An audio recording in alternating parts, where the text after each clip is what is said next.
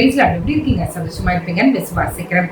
இந்த நாட்களில ஆண்டவருடைய ஆவியின் கனிகளை குறித்து நம்ம பார்த்துக் கொண்டிருக்கிறோம்.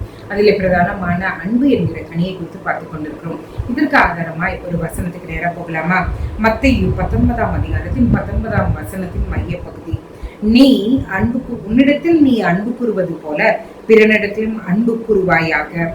இந்த வார்த்தையை கர்த்தர் கொடுத்த ஒரு கற்பனை. இந்த கற்பனையிலேயே எல்லாமே அடங்கிடும். அதாவது என்னன்னா, அதாவது 10 கட்டளைகளை சுருக்குனா இந்த ஒரு வார்த்தையே அதுக்கு போதுமானது. இங்க என்ன சொல்லுகிறது? உன்னிடத்தில் நீ அன்பு கூறுகிறது போல பிறனிடத்திலும் அன்பு கூறுவாயாக. நம்ம எப்படி நம்மளை பார்த்துக்கிறோமோ, நிறைய பேரை பார்த்துருக்கீங்களா?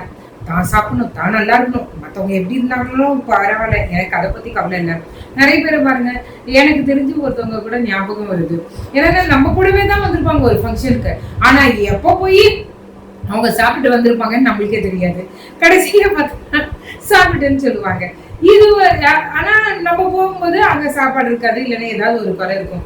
அவங்க வருவாங்க, அவங்களுடைய காரியத்துல அவங்க கரெக்டா இருப்பாங்க. இது மாதிரி நிறைய பேர் இருக்கிறத நான் பார்த்திருக்கேன். இன்னைக்கு ஆண்டவர் என்ன சொல்றாருன்னா, நான் யாரையும் குற்றப்படுத்தல.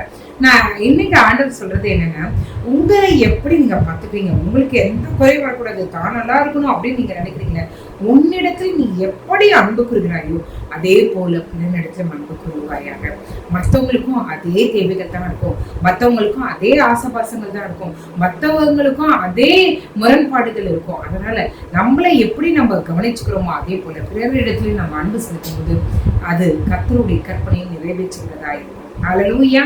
முதலாவது ஆண்டவருடைய அன்பு நமக்கு தேவை. இரண்டாவது அவருடைய அன்பு நம்மளிடத்துல இருக்கும்போது நம்மை போல பிறனையும் நம்ம நேசிக்க முடியும். ஆண்டவர் பிறனையும் நேசிக்க சொல்லுகிறார். அந்த கற்பனையை நிறைவேற்றுவோம். ஜெபிக்கலாமா? எங்களை நேசிக்கிற நல்ல பரமபிதாவே, அப்பா எத்தனோ பேருக்குள்ள சாக்கியத்தை நிறைவு தந்திரே உமக்கு நன்றி இயேசுப்பா. நீங்க இன்னைக்கு சொல்லியிருக்கீங்க, அப்பா உன்னிடத்திலும் நீ அன்பு கூறுவது போல பிறனிடத்திலும் அன்பு கூறுவாயாக. ஆண்டவரே அப்பா, நாங்கள் ஆண்டவரே எங்களை நேசிக்கிறது போல மற்றவர்களையும் நேசிக்கிறது செய்யுங்க. எப்பொழுதுமே எங்களுடைய சுகத்தை மட்டுமே நாங்கள் கான்சன்ட்ரேட் பண்ணது உண்டு ஆண்டவரே. மற்றவங்க என்ன சூழ்நிலையில இருக்காங்க, என்ன மாதிரி நிலைமையில அவங்க யோசித்து கொண்டிருக்காங்க, அதை நாங்கள் யோசிக்கிறதே இல்லை ஆண்டவரே. இன்னைக்கு நீங்க எங்களை மன்னிங்க ஆண்டவரே. அப்பா, எங்களுடைய இடத்துல இருந்து ஆண்டவரே எங்களை நாங்கள் எப்படி நேசிப்போமோ அதே போல மற்றவர்களையும் நேசிக்கத்தக்கதான இருதயத்தை, அந்த மனப்பான்மையை ஆவியானவர் தாமே தருகிறாக. அப்பா, நாங்கள் எங்களுடைய பிறனை நேசிக்க கிருபை செய்யுங்க ஆண்டவரே. அப்பா, அதுக்கான பவுண்டரிஸ் எல்லாவற்றையும் உடைத்து போடுங்க ஆண்டவரே. சின்ன வயசுல இருந்து இது வரைக்கும் நிறைய பேர் வளர்ந்துருக்கலாம் ஆண்டவரே. தன்னோட காரியம் தான் மட்டும், தன்னுடைய குடும்பம் அப்படின்னு சொல்லிட்டு ரொம்ப செல்ஃபிஷா நாங்கள் யோசிச்சுட்டு ஆண்டவரே.